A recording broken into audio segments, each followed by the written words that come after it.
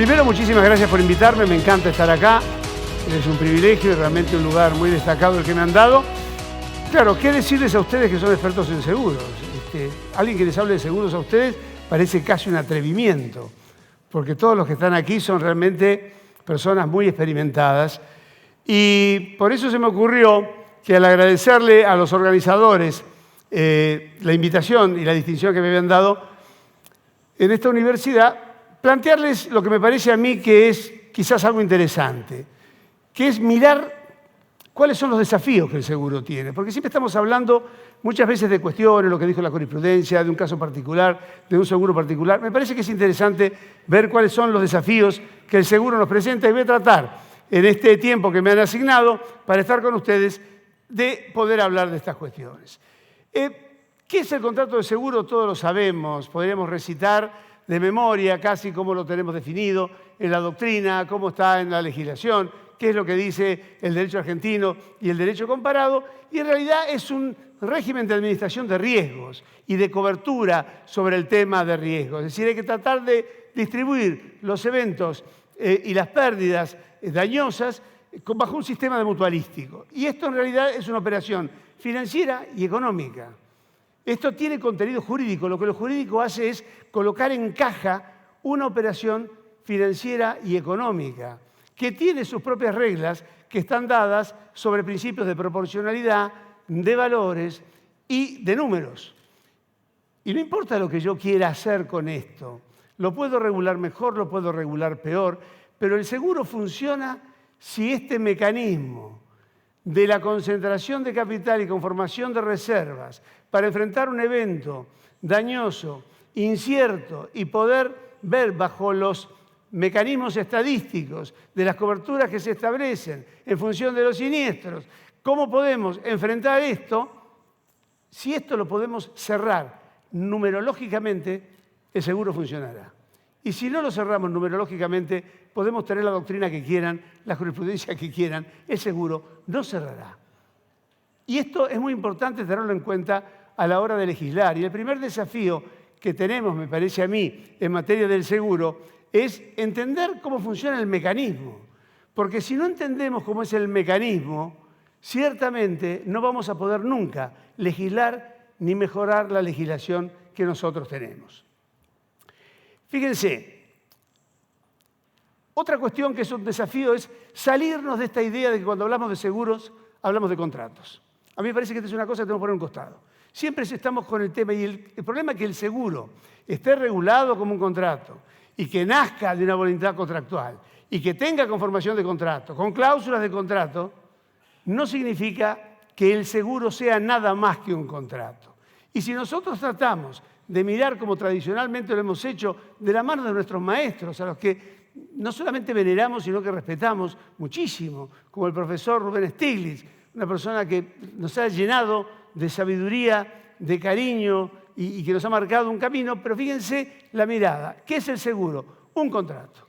Un contrato de adhesión por el cual una de las partes, el asegurador, se obliga contra el pago, la promesa de pago del premio efectuado por el asegurado, a pagar a este o a un tercero la prestación convenida subordinada a la eventual realización del riesgo, siniestro, tal como ha sido determinado durante la duración material del contrato. Sí, este es el contrato del seguro. Pero ¿es esto el seguro? Cuando hablamos de seguros, ¿hablamos nada más que de esta parte o hablamos de algo más? Y ahí nos damos cuenta que hay varias miradas sobre el seguro. El seguro lo podemos mirar desde diversos aspectos. El seguro primero es un instituto. ¿Y el instituto qué persigue? La prevención de riesgos, no caben dudas. También persigue una función de protección de intereses, no solamente de los asegurados, sino también de terceros. Una función de integridad personal y patrimonial. Contribuye a mantener íntegro el patrimonio, cualquiera sea la circunstancia del siniestro que se produce, por supuesto, muy especialmente en los seguros patrimoniales. Y también tiene una función de reparación de daños. Desde este punto de vista, estamos acercándonos a lo que es el seguro como institución. Pero también el seguro es un negocio. Pretender que esto se haga como si fuera beneficencia o a fondo perdido, o como si estuviéramos en presencia de una ONG que tiene que prestar estos servicios, o que esta es una de las formas en las cuales el Estado, a través de particulares, presentando un servicio esencial público impropio debe dar satisfacción a todos y a todas por todo y siempre. No, es un negocio para las aseguradoras, hay reaseguradoras, hay promotores, productores, agentes institutorios, hay liquidadores. Señores, toda esta gente tiene que vivir. La idea de que acá no hay costos, esto es un tema, bueno, tengo seguro que se pague todo, siempre, en todo lugar, sin límites. Esto es una cosa que, este es también un desafío, porque empieza a haber una cuestión generalizada. Ocurre un inconveniente, tenemos un siniestro, lo que fuera, ¿y qué problema hay? Hay seguro. ¿Y qué paga el seguro? Como si el seguro fuera nada, no sé, un invento, una entelequia que tiene que hacer frente a todas estas desgracias. También tenemos el contrato de seguro, pero el contrato de seguro no es solamente aquello que nos contaba nuestro querido profesor Stiglitz, sino que también ese contrato involucra a las aseguradoras, pero también involucra a los asegurados y a los tomadores del seguro. También me incorpora a los beneficiarios. También hay reaseguradoras que trabajan con los aseguradores y también existen otros terceros que están vinculados al seguro.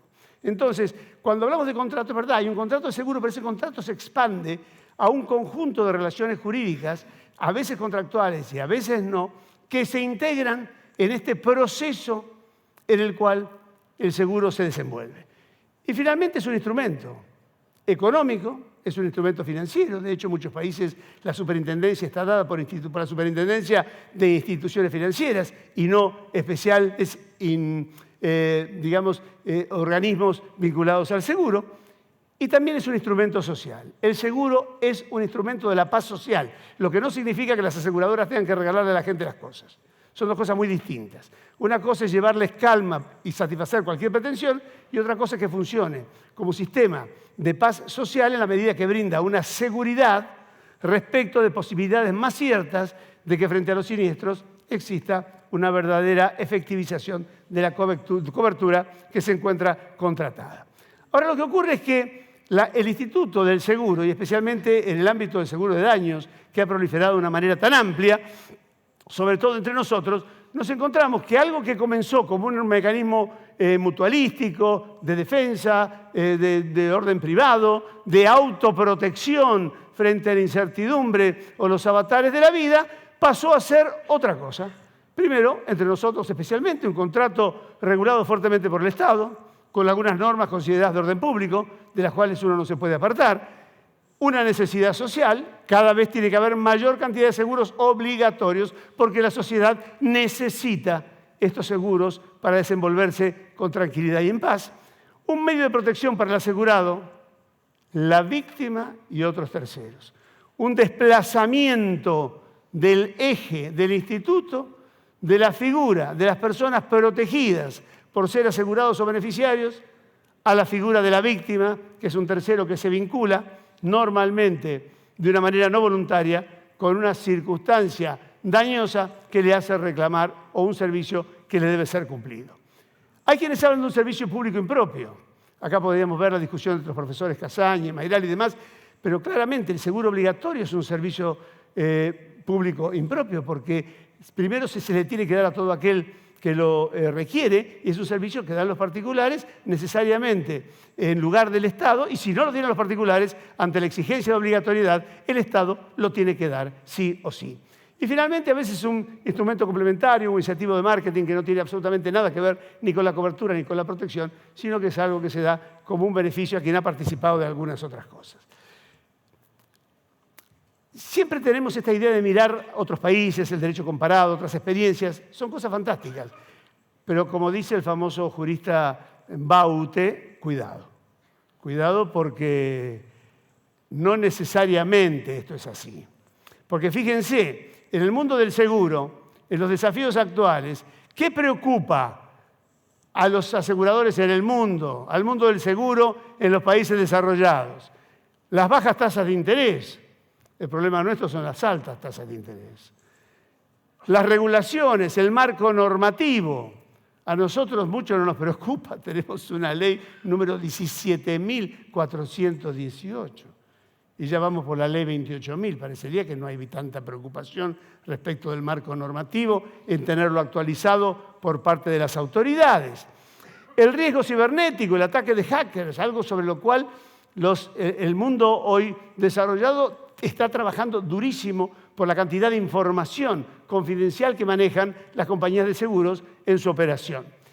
El entorno colaborativo, la necesidad de volver a mirar el Instituto del Seguro no como una cuestión de personas independientes que no tienen nada que ver, el asegurador, el tomador, el asegurado, sino el instituto colaborativo.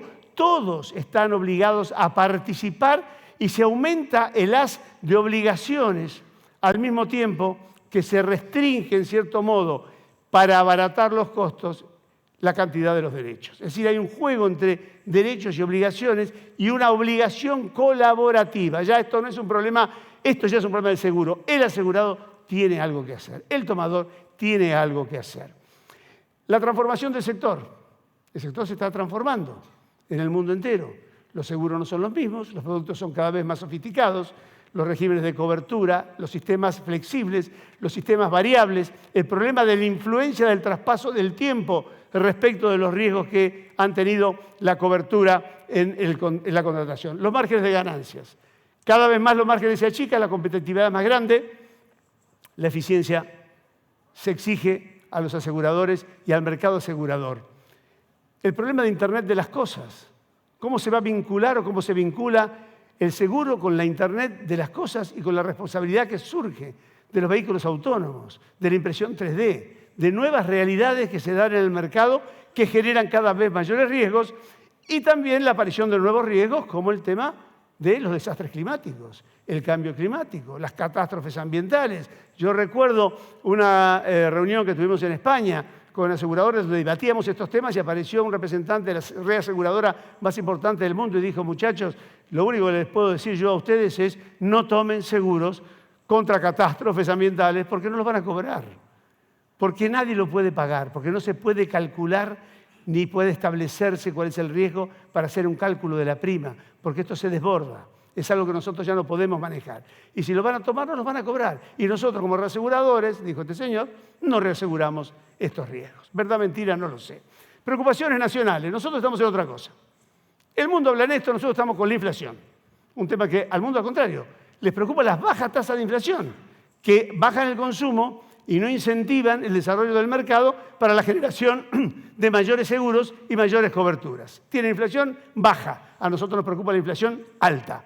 Las regulaciones administrativas, que son cada vez más fuertes, en una legislación que permanentemente va cambiando. Tasas de interés que consideran altísimas y que conspiran contra los modos de inversión para poder mantener la integridad y la eficacia de las reservas técnicas. La siniestralidad. El grado y la incidencia de la siniestralidad en lo que es el rendimiento final de la operación financiera. Los fallos judiciales. En el mundo no vamos a ver lo que tenemos nosotros de la justicia compasiva.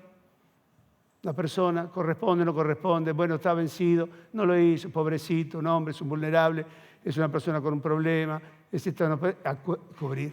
Escape a los límites legales, bueno, el seguro es por 10.000, pero pobrecito, estuvo 14.000, paguémosle 14.000, páguenle 90.000, después que vuelva.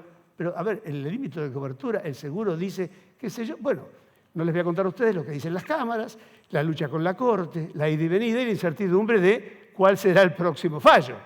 Las creaciones pretorianas, que pueden darse también en materia de privilegios o de prelación en el cobro de los créditos, la interferencia del sistema interamericano de protección de derechos humanos en todo el servicio de administración de justicia, sobre la base del bloque federal incorporado a nuestra Constitución en la reforma del año 1994, que tiene una incidencia enorme a lo largo y a lo ancho de todo el sistema jurídico y de todo el sistema de administración de justicia y de todo el sistema de conflictos en derechos patrimoniales, pero con una particularidad, con la particularidad que el sistema interamericano de protección de derechos humanos, a diferencia de lo que ocurre con el sistema interamericano europeo o africano, tiene un altísimo grado de ideologización.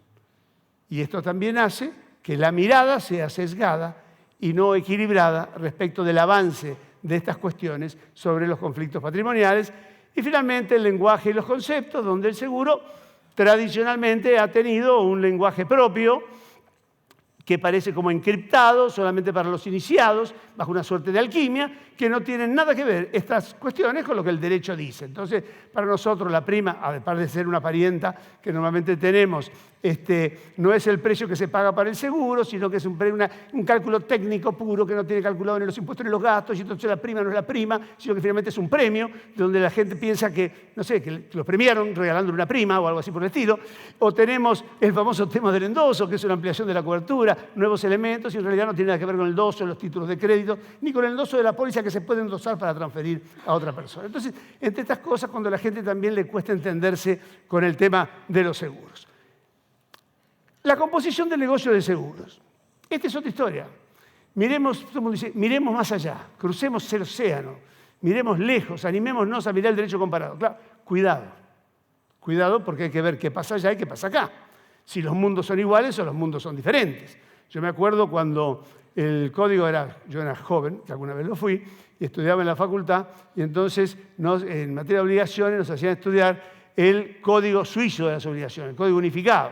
Y en aquel momento me acuerdo que hubo una gran discusión de que en Suecia querían cambiar el código del régimen jurídico, y un profesor sueco, no me acuerdo el nombre ahora, dijo, pero ¿para qué vamos a trabajar si ya hay algo muy bien hecho, que es el Código Suizo de las Obligaciones? ¿Por qué no tomamos el Código Suizo de las Obligaciones, copiamos el Código Suizo y lo adoptamos como código sueco? Y entonces otro profesor que estaba en el debate dijo, bueno, ahora, ¿los suizos también van a venir a vivir acá o no? No es tan fácil. ¿Qué pasa en el mundo del seguro en otros países?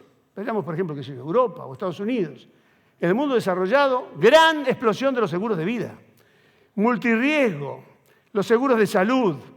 Después viene recién la responsabilidad civil o los daños y después otros seguros. Pero la concentración son seguros de capitalización, de ahorro, de futuro, de crecimiento, de acumulación. Bueno, nosotros estamos al revés. Primero, responsabilidad civil y daños. Seguros que en otros países del mundo son seguros, digamos, no quiero llamar marginales, pero que ocupan la menor franja del mercado, aquí la dominan.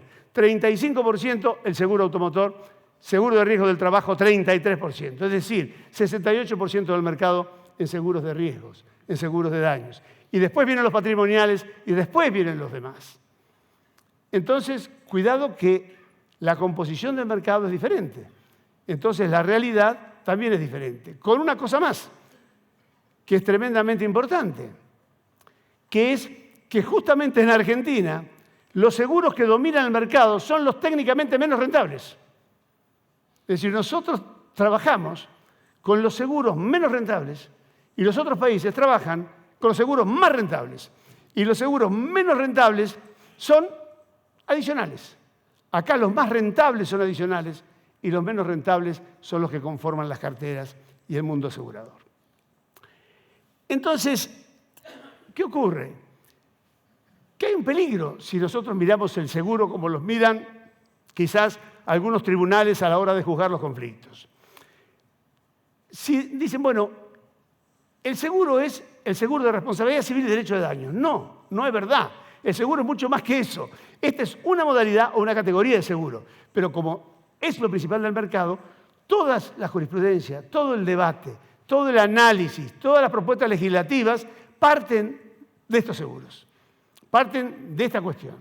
Y aparece la figura de la víctima, la nueva estrella del seguro argentino, la víctima.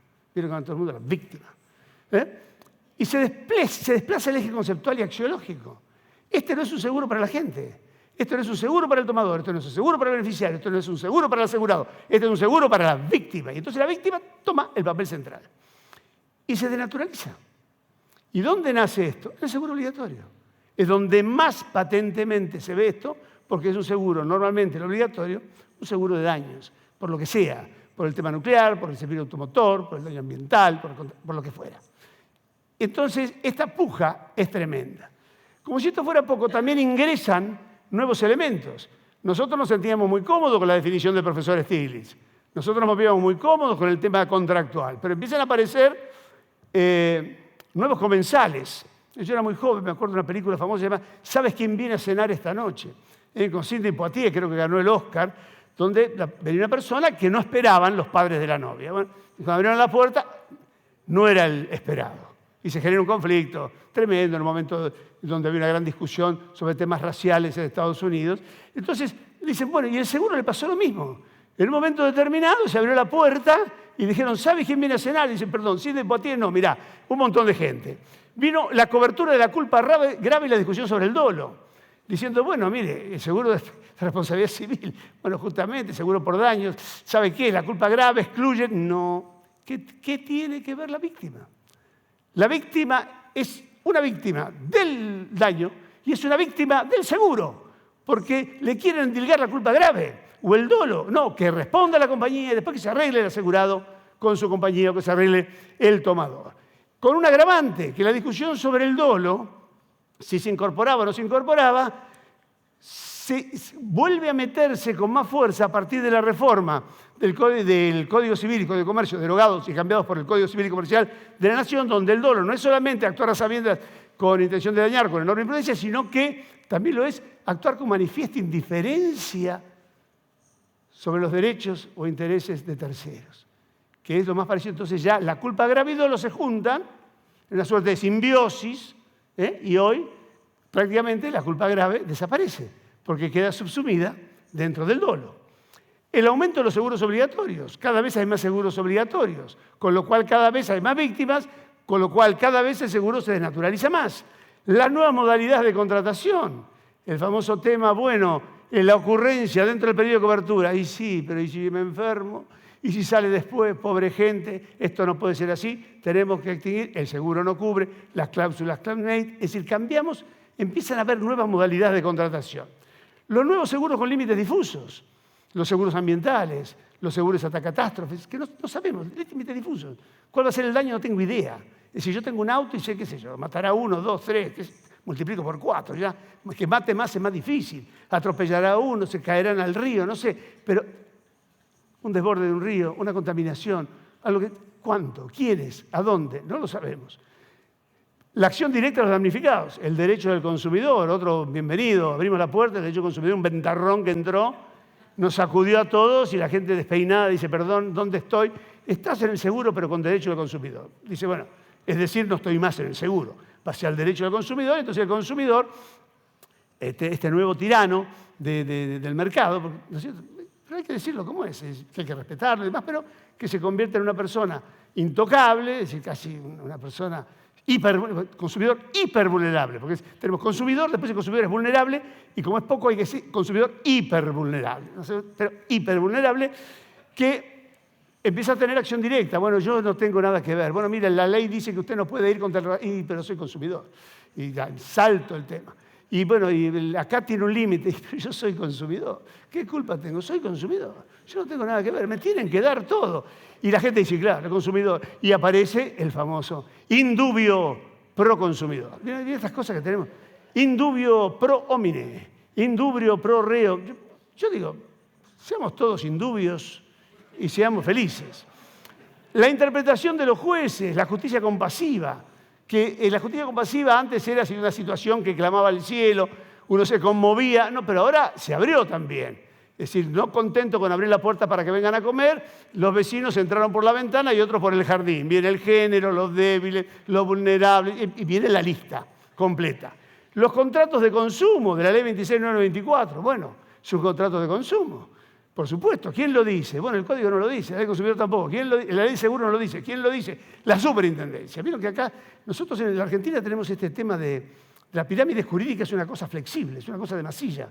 Depende de la situación. Por ejemplo, en orden general debería haber sido, que me corrijan acá los profesores que están en la primera fila, prestigiosísimos, debería ser la Constitución Nacional, los tratados internacionales, las leyes, después los decretos. Bueno, no. En el tope de la pirámide jurídica están las resoluciones de la FIP, que es lo más profundo, fuerte y ejecutivo que hay. Después están las previsionales. Después están las previsionales. Después están los decretos de necesidad de urgencia. Después está la interpretación. Y después por ahí la Constitución está por ahí en algún lado. ¿Dónde estamos? Contratos de consumo. Los contratos conexos, porque ahora resulta que el seguro pasa también a sufrir la transferencia, uy, cómo estoy en el tiempo, mal, la transferencia de los contratos conexos, corro, Los subcontratos, nueva cuestión que aparece en el Código Civil, como si era poco, tengo el contrato de seguro que tiene un contrato conexo, que es una compra, una venta, porque tiene la compra asegurada, pero tiene el subcontrato, que es el que tengo con el tipo del service, y con esto hacemos un combo y lo metemos a todos juntos. ¿Y quién pierde? El asegurador, que es el primero que pierde. Y el principio de reparación plena, otra cosa, reparación plena.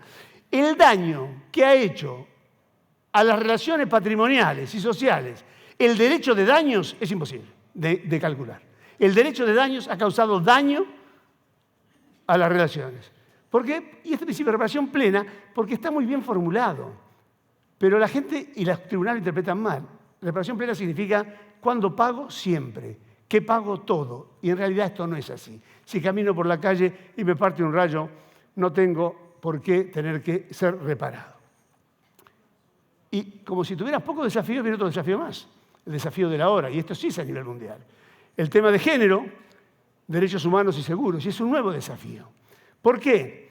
Porque trae una serie de historias vinculadas. El seguro ha sido un negocio siempre muy vinculado a la masculinidad. Nos guste o no nos guste, hay que reconocerlo. De hecho, hay algunos estudios que indican que para el cálculo de la prima, por ejemplo, sobre la base de entender que las mujeres manejaron siempre peor que los hombres, pagaban una prima más cara las mujeres que los hombres en el seguro automotor en muchísimos casos y en muchísimos países, ¿no es cierto? No quiero generar polémica con esto, pero esto ocurrió. Esto se sabía, independientemente que a la hora del número, el número que le digan a ustedes les parezca bien. El tema de discriminación en la suscripción de las pólizas, de que el tema de las mujeres, hay pólizas que yo quiero, hay seguros que quiero, hay seguros que no quiero. La cobertura de procedimientos médicos relacionados con el género, que este es un tema gravísimo, sobre todo cuando hay una ley que permite la autopercepción. Porque finalmente yo me puedo autopercibir mujer, que no es el caso, y lo digo con mucho respeto, pero sinceramente, difícilmente yo pueda morir de un cáncer de útero. Esto es una cosa que va a ocurrir. No va a ocurrir.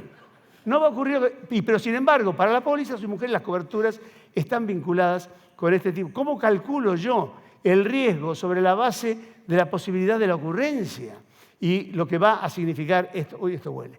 ¿Cómo hago para el cálculo actuarial o estadístico, para evaluar los siniestros y los costos? No los puedo tener. Fíjense, y lo de las mujeres es importantísimo. La gente dice, bueno, que termine con esto de las mujeres y el género. No es verdad, tiene efecto. El 40% de los seguros de vida en las pólizas emitidas son de mujeres. Entonces, el tema, expectativas de vida, riesgos a los que están sometidos, incapacidades a las que se puede llegar, son importantes. El 30% de los seguros patrimoniales está vinculado con las mujeres y el 33,25% de las producciones de seguros están generadas por mujeres. El mundo del seguro tiene una participación muy importante de la mujer, por eso el tema de género no puede ser olvidado. Ahora, imagínense, tenemos ahora un sexo X. ¿Qué cubro? No tengo la menor idea. Dice, ¿usted qué es? No sé, es X. Bueno, ¿y qué le cubro en salud? ¿Cuáles son los procedimientos? No tengo la menor idea. Soy X. Bueno, le voy a cubrir el tema del útero, no. Pero tiene fisiológicamente mujer, pero yo me percibo y soy X. Bueno, el cáncer de próstata, tampoco. ¿Y qué es usted? Un X. No quiero ser considerado ni varón, ni mujer, ni ninguna de estas categorías ridículas con las cuales la gente quiere encasillar a la sociedad. No binario, indeterminado, no especificado, indefinido, no informado, autopercibido, no consignado. Y cualquier otra acepción con la que pudiera identificarse la persona que no se sienta comprendida en el binomio de sexo femenino y masculino. Productor de seguro, no se encuentren con esta gente porque va a ser complicado calcular la prima. Es imposible entender sobre qué tenemos que nosotros protegernos. El censo del 22, ¿qué dijo sobre el tema del seguro en el mundo del seguro? Quienes administran las compañías de seguros, su mayoría son hombres, y quienes la fiscalizan también, y lo mismo ocurre en los puestos jerárquicos intraempresas. Ahí están más o menos los porcentajes. Desde ya les digo, esta presentación queda acá, llévensela, úsenla, repítanla, den clase con esto. Como dice el Evangelio, gratis lo recibidlo, gratis dadlo.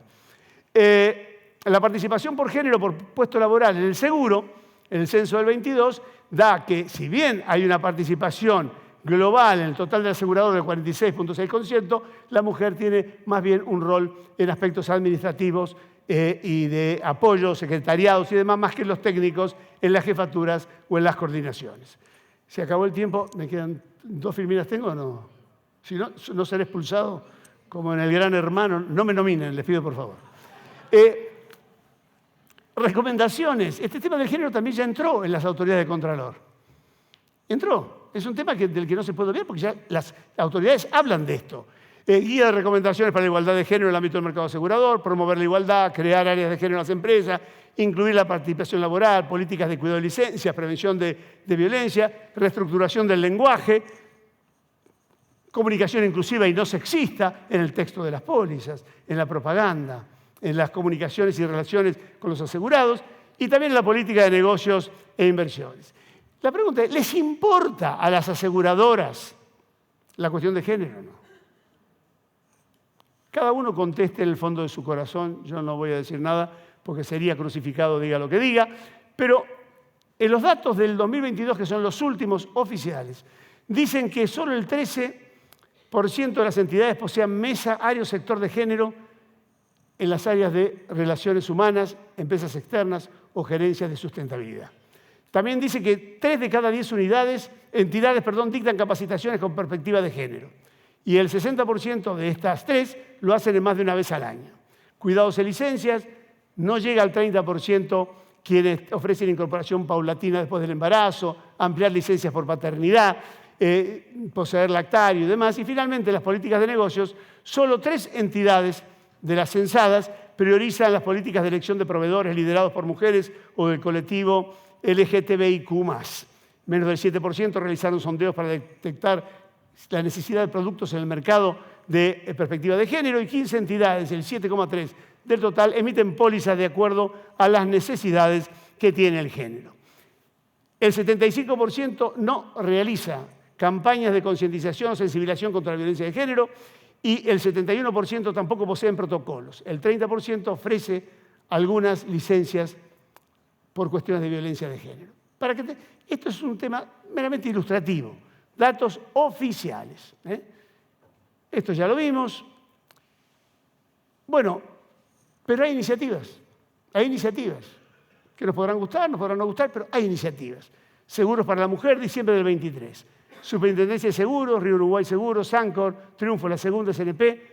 Un proyecto Mujeres y Seguros, segundo laboratorio de innovación de acceso al seguro. Ganaron el premio, un proyecto internacional con 7 compañías para buscar cuestiones superadoras y tratar de incursionar en cuestiones de géneros que hagan más equitativo y vinculado y estandarizado con el sistema interamericano de protección de derechos humanos respecto de la mujer en el mundo del seguro. Los avances que se esperan de esta realidad en el tiempo próximo, una legislación antidiscriminatoria respecto del tema del seguro, cobertura de parejas del mismo sexo, que a veces es una cuestión que son seguros difíciles de obtener, y la ampliación de la cobertura médica, porque al hacer la evaluación de los riesgos posibles según las distintas orientaciones sexuales o autopercepciones, esto podría cambiar el nivel de riesgo respecto de los servicios que deben ser cumplidos para dar la cobertura que se promete al momento de realizar el contrato.